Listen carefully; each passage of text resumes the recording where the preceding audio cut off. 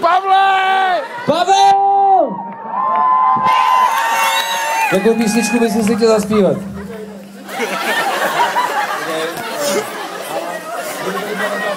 Včera jsme trénovali.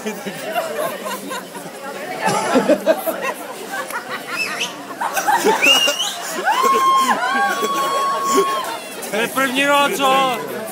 Ok, uděláme to takhle. My lidi, kteří hrozně kříží z publika, strašně rádi pak slyšíme zpívat. Stačí, abyste řekli jakou písničku a my ho donutíme, ať už násilí nebo jinak, aby vám ji zaspíval. Jakou chcete?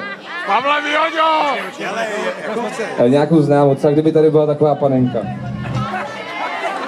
Šelko Máju! Šelko Čelka Maja a tady mistr. Šelko Máju!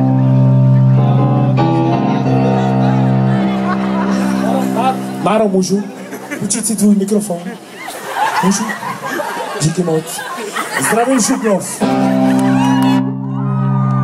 Já zdravím Šuklov.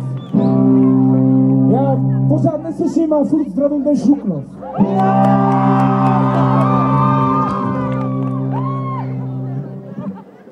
Uno momento.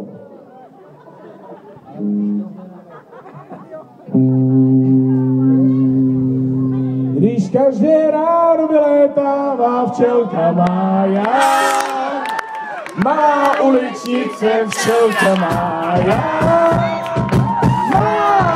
má křídla dlouhé, líky moc nestíhá a proto. Uno momento.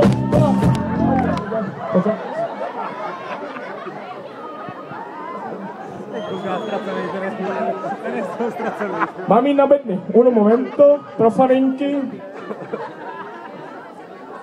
Marku, paní mě vyhání, už nemůžu prej.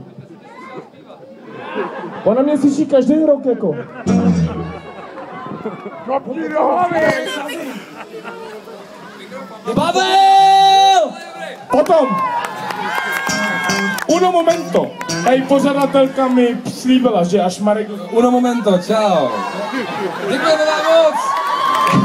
Myslím, že tohle si zaslouží rozhodně potlesk.